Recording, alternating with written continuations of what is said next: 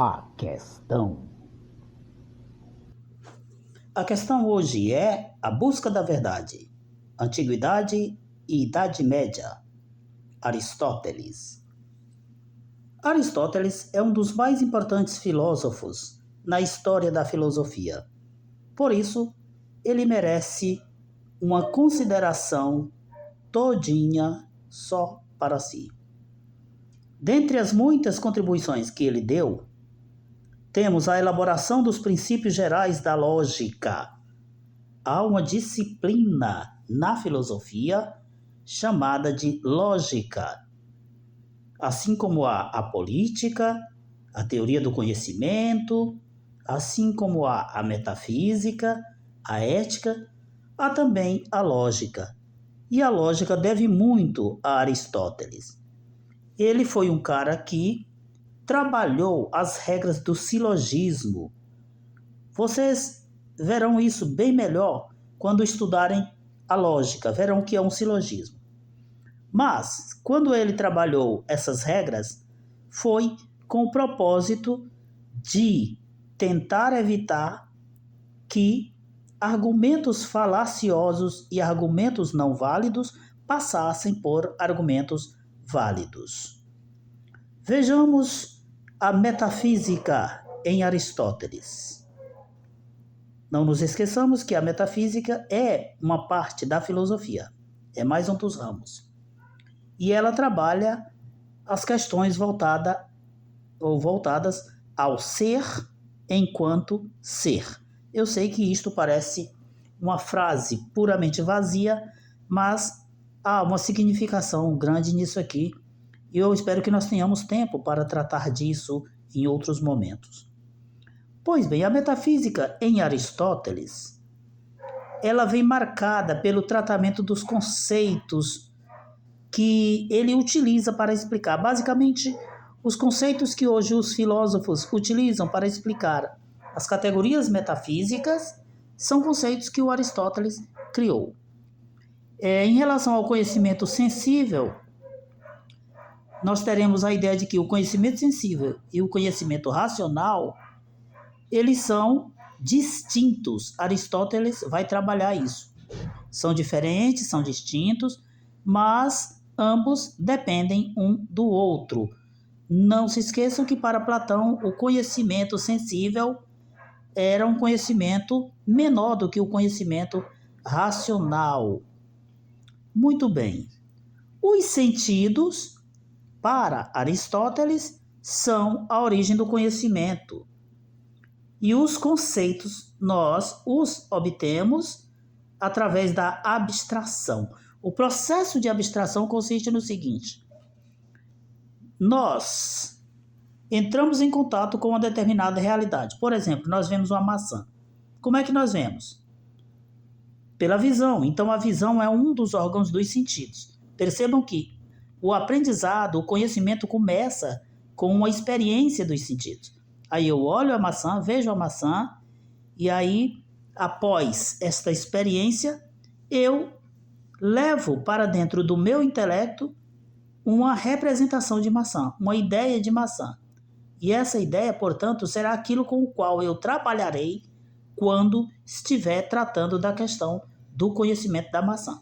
Portanto, se me perguntarem, você conhece uma maçã? Se eu já tiver visto uma e levado a ideia de maçã para dentro da minha mente, significa que quando eu quiser falar de maçã, eu vou acessar no meu computador mental o que é que eu sei sobre maçã, se eu já vi, qual é o tamanho, qual é a cor, e isto será o meu conhecimento. É isso que nós temos em relação à questão do trabalho dos sentidos e a questão do trabalho também dos conceitos, que são formados por abstração. A abstração é isso. Eu pego a ideia da coisa ou do objeto e levo essa ideia. Ao levar essa ideia, eu fiz a abstração. A verdade, para Aristóteles, consiste na adequação do conceito à coisa real. Se eu digo, há uma tesoura ali fora, e se houver uma tesoura ali fora, então houve que eu chamei ainda há pouco de adequação do conceito com a coisa real. Aristóteles também trabalhou a questão do conhecimento pelas causas. E a ciência será exatamente este conhecimento pelas causas. De acordo com ele, somente conhecendo as causas seria possível superar os enganos da opinião e compreender a natureza da mudança do movimento. Vocês vão ver que Heráclito e Parmênides, como nós já falamos, trabalharam a questão do movimento, da mudança, opondo-se um ao outro. Heráclito dizia que tudo muda o tempo todo, Parmênides dizia que nada muda. O Aristóteles vai ter uma ideia um pouco diferente dos dois. E vamos ver mais um conceito aristotélico que hoje é muito utilizado na filosofia, é o conceito de substância. O que é a substância? A substância é aquilo que é em si mesmo. É um conceito meio complicado de entender. Mas, quando eu tenho uma coisa que é, não por causa dela mesma, mas porque outra coisa a causou, aí eu não posso falar de substância. Só há substância quando eu posso me referir a algo sendo aquilo que é em si mesmo, não sendo pura e simplesmente partes de si mesmo, mas sendo si mesmo naquilo que há de mais característico dele. A substância, ela suporta os atributos.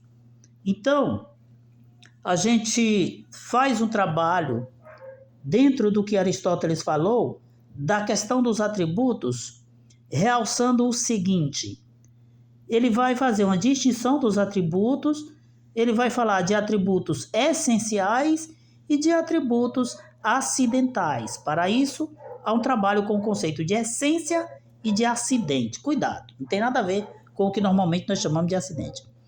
Essência é aquilo que não pode faltar ao ser, senão ele não é o que ele é. É claro que aqui nós temos uma confusão, porque nem sempre nós sabemos o que é que faz um ser o que ele é. Se você pega o ser humano, por exemplo, o que faz o ser humano ser o que ele é? Para alguém ser humano, o que ele tem que ter? Se ele tem perna, ele já é humano? Não, não é a perna que faz o ser humano ser humano. Não é o braço. Se a gente for para uma discussão, vai terminar chegando ao seguinte: Aristóteles definiu como ponto de chegada a razão. Então ele vai dizer, o que faz o ser humano um ser humano é o fato dele raciocinar. Então, a razão é a essência do ser humano, é aquilo que, se o ser humano não tiver, ele não é mais humano. Porque qualquer uma dessas outras coisas que eu falei, se ele não tiver, ele continua humano, sem perna, sem braço, sem qualquer outra coisa. Mas sem razão, segundo Aristóteles, ele não é mais humano. Então, a essência é aquilo que não pode faltar, se não ser, não é mais o que ele é. E o que é o acidente? O acidente é aquilo que está no ser, mas ele pode não existir. O ser pode tê-lo ou pode não tê-lo. E não deixa de ser o que ele é. Então, um braço existir numa pessoa, dentro dessa caracterização do Aristóteles, é acidental. Agora, a racionalidade não pode deixar de existir, mas um braço pode. Então, tudo aquilo que não faz com que um ser deixe de ser ele mesmo, mas conste nele, é algo que existe nele como acidente e não como essência, como substância. Muito bem. Nós trabalhamos aqui em Aristóteles a questão da matéria. A matéria é aquilo de que algo é feito. Eu faço uma mesa de madeira, então a matéria é a madeira. E o que é a forma? Não esqueçam, Aristóteles trabalha com essa relação, matéria e forma. Matéria é aquilo que eu utilizo para fazer algo. E a forma é aquilo que faz com que uma coisa seja o que é. Então, se eu pego a ideia da mesa de novo, a forma é a mesa mesma e a matéria é a árvore que eu utilizei para fazer a mesa. Mais um conceito que o Aristóteles trabalha. Não sei se estão percebendo, não é uma filosofia muito fácil de ser trabalhada aqui dentro das questões relativas ao conhecimento. Por isso eu deixei o Aristóteles com uma aula toda para ele e provavelmente ainda o consideraremos num outro momento. Vamos ver até onde nós conseguimos ir. Na questão do movimento, que é o devir, olha essa palavra. Se eu digo que algo existe em devir, eu estou dizendo que esse algo não existe parado, ele existe se transformando. Então, o movimento é o devir. Ele é explicado por Aristóteles da seguinte maneira: todo ser tende a tornar-se atual. Ou melhor, ele tende a tornar atual a forma que tem em si como potência. Sei que a frase ficou complicada, mas vou explicar. Olha só, uma semente é uma árvore em potência, mas ela já é uma semente em ato. Então, cada coisa que existe no mundo, ela é sempre algo em ato e algo em potência. Um bebê é um velho em potência e é um bebê em ato. A cadeia que leva as coisas do ato à potência, ela é interminável, porque toda coisa tende a se transformar em uma outra, mas ela nunca para naquela na qual ela se transformou.